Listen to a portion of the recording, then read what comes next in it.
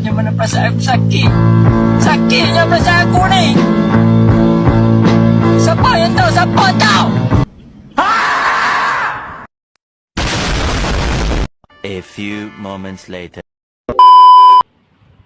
Saat aku berjalan, aku menemukan sebuah buku. Aku mendatanginya dan aku ambil. Lalu aku buka dan aku baca-baca. Dan aku menemukan suatu hal yang mengejutkan. A few moments later. Okey. Dah on ni. Assalamualaikum warahmatullahi wabarakatuh.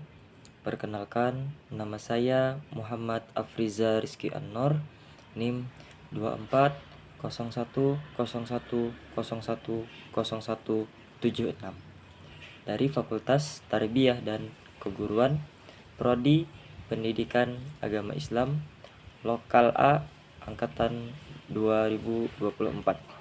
Jadi di sini saya membuat tugas video untuk memaparkan tentang UAS, ujian akhir semester mata kuliah Filsafat Pendidikan Islam. Dosen pengampunya yaitu Ibu Najmin Nur Hasanatun Nida, SPDI, MPDI. Jadi langsung saja.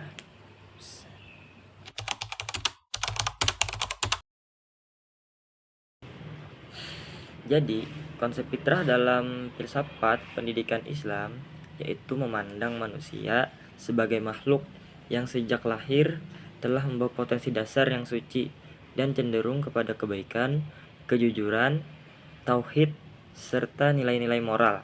Nah, jadi fitrah ini juga bersifat pasif. Namun, tetap harus dijaga dan dikembangkan melalui pendidikan yang benar. Nah, contohnya, seorang anak secara alami merasa tidak nyaman apabila dia berbuat yang buruk-buruk seperti berbohong atau berbuat curang. Nah, namun apabila lingkungan dan pendidik membiasakan kejujuran, kebaikan yang lainnya juga, maka fitrah tersebut akan tumbuh menjadi karakter yang kuat lagi.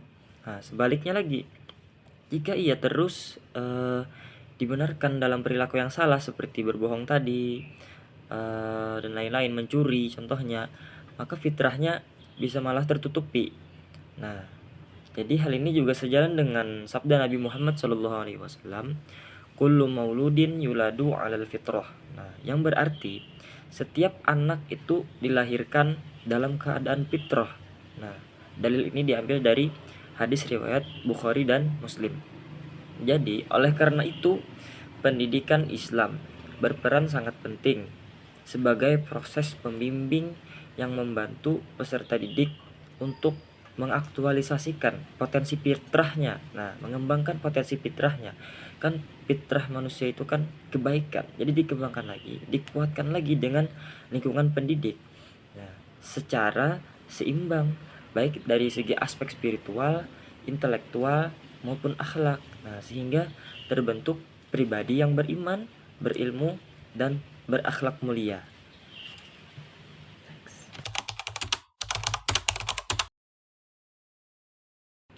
Selanjutnya, konsep pendidikan Islam menurut Ibnu Khaldun. Menurut Ibnu Khaldun itu dia menekankan bahwa pendidikan harus berlangsung secara bertahap atau dalam bahasa Arabnya yaitu tadarruj. Nah, sesuai dengan kemampuan dan perkembangan psikologis peserta didik, harus menyesuaikan, serta tidak dilakukan dengan paksaan atau kekerasan.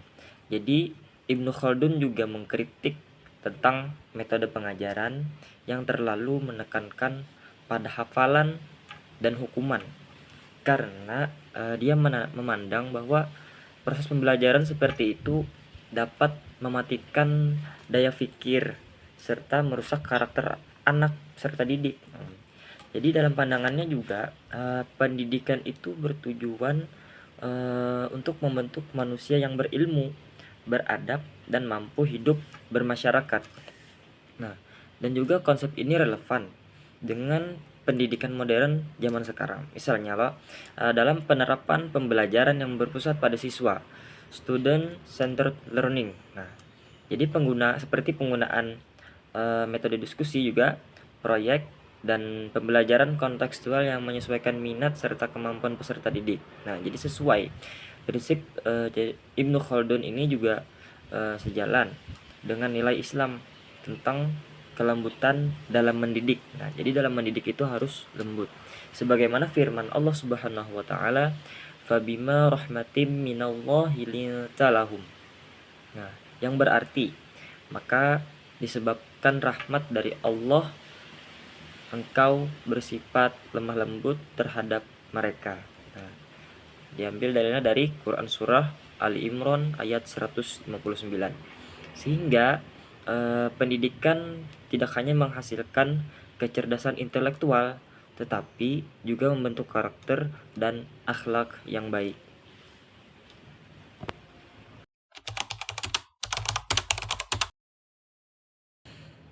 Beberapa aliran-aliran filsafat pendidikan Islam seperti rasionalisme, empirisme, dan sufisme semuanya menunjukkan bahwa pendidikan Islam itu tidak bersifat tunggal, melainkan integratif.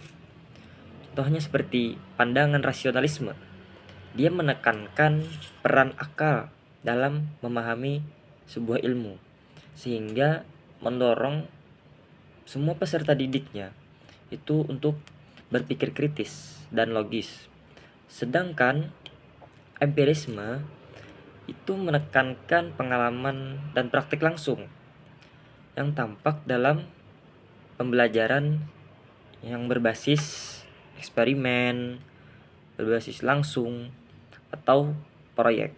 Sementara aliran sufisme itu menekankan penyucian jiwa dan pembentukan kepekaan spiritual.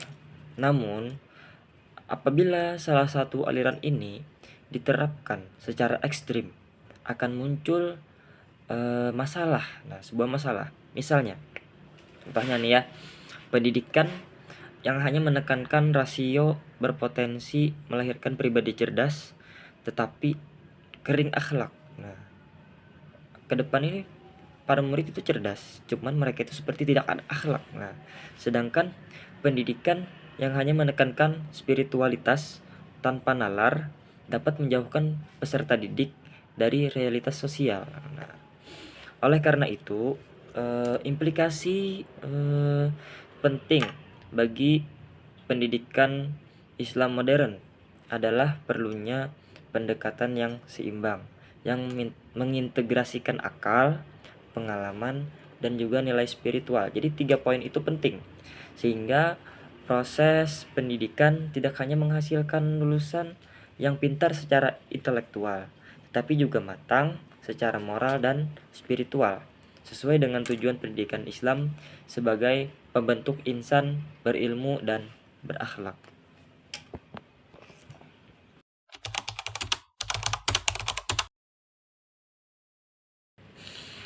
Filsafat pendidikan Islam berperan penting dalam membentuk karakter dan akhlak siswa karena pendidikan dalam Islam tidak hanya dipahami sebagai proses transfer ilmu, tetapi juga sebagai upaya penanaman nilai, adab, dan pembiasaan perilaku baik. Filsafat pendidikan Islam menempatkan akhlak sebagai tujuan utama pendidikan, sehingga guru tidak hanya berfungsi sebagai pengajar, tetapi juga sebagai teladan moral bagi siswa, yaitu sebagai contoh untuk siswa-siswanya. Contohnya, ketika guru membiasakan sikap jujur, disiplin, dan saling menghormati di kelas, guru tidak berkata-kata kasar dan ramah. Nah, contoh seperti itu akan dilihat oleh siswanya, dan pasti siswa secara perlahan akan menirukan perilaku gurunya tersebut. Guru yang ramah, yang periang, yang jujur kata-katanya, yang kata-katanya sopan, tidak kasar, tidak keras. Nah, itu pun juga akan menjadi pembiasaan bagi diri mereka, si siswa-siswa tadi. Nah, hal ini juga sejalan dengan sabda Nabi Muhammad SAW. Innama bu'istu liutammimal innama bu'istu liutammima makarimal akhlaq. Nah, yang berarti sesungguhnya aku diutus untuk menyempurnakan akhlak. Nah, sebagaimana hadis riwayat Ahmad.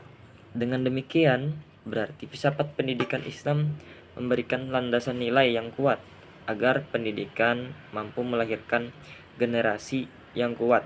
Agar pendidikan mampu melahirkan generasi yang kuat tadi itu tidak hanya cerdas secara intelektual, tetapi juga berkarakter dan berakhlak mulia.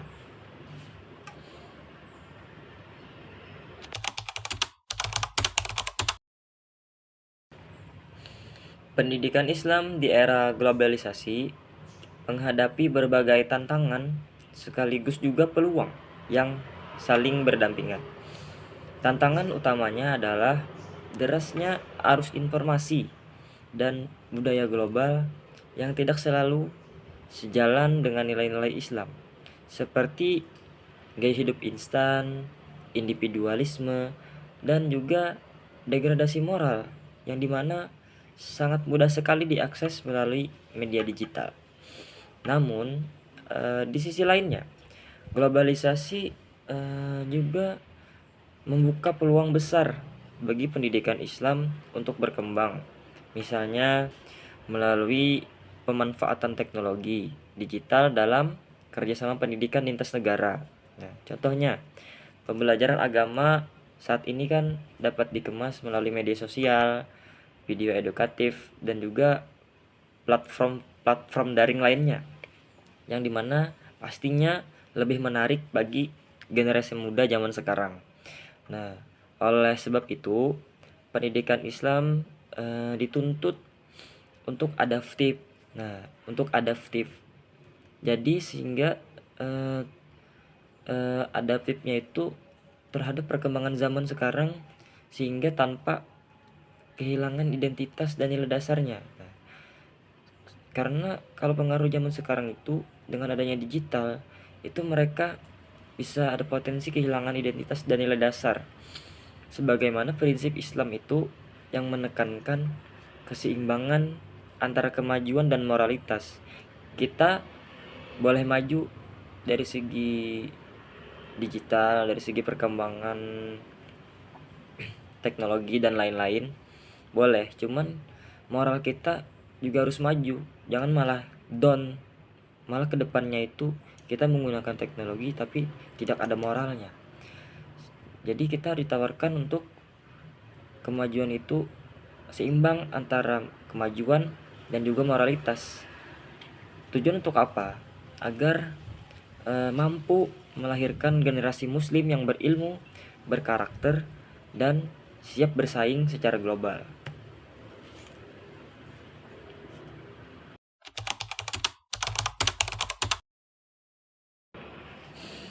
Next, pemaparan materi terakhir. Konsep manusia dalam filsafat pendidikan Islam, yaitu memandang manusia sebagai makhluk yang utuh, tidak hanya secara jasmani, tetapi juga rohani, dan juga memiliki akal, hati, dan tanggung jawab moral. Manusia diposisikan sebagai hamba Allah, sekaligus khalifah di muka bumi, sehingga tujuan pendidikan Islam adalah mengembangkan seluruh potensi manusia secara seimbang, baik itu dari segi intelektualnya, spiritual, maupun akhlaknya. Contohnya, dalam pendidikan itu tidak hanya cukup menekankan prestasi akademik, tetapi juga harus membentuk sikap tanggung jawab, kejujuran, dan kepedulian sosial siswa dalam kehidupan sehari-hari. Jadi dalam pendidikan itu tidak hanya diajarkan secara teori, tapi juga implementasinya. Kita diajarkan bagaimana cara berbuat kejujuran, kebaikan, bagaimana cara menjalankan tanggung jawab sebenar-benarnya, Nah, itu kan teori, tapi juga harus dijalankan benar-benar apa yang sudah diajarkan. Kita diajarkan untuk jujur. Nah, kejujuran itu harus dipakai di luar. Jangan ada yang berbohong contohnya, seperti itu. Nah, jadi pandangan ini juga sejalan dengan firman Allah Subhanahu wa taala. Inni ja'ilu fil ardi khalifah. Nah, yang artinya sesungguhnya aku hendak menjadikan seorang khalifah di muka bumi. Nah, dalil ini diambil dari Al-Qur'an surah Al-Baqarah ayat 30. Jadi dengan demikian, filsafat pendidikan Islam menegaskan bahwa pendidikan itu harus memanusiakan manusia, yaitu membentuk pribadi yang berilmu, beriman, dan berakhlak mulia agar mampu menjalankan perannya secara bertanggung jawab dalam kehidupan. Mungkin itu saja yang dapat saya sampaikan. Salah khilaf mohon maaf. Assalamualaikum warahmatullahi wabarakatuh. Next to. Itulah hal mengejutkan yang aku lihat dari buku ini, dan ku ingat selalu. Dan juga buku ini harus dikembalikan tempat asalnya agar orang-orang juga dapat melihatnya. Dan aku akan kembali mengingatnya dan menyebarkannya.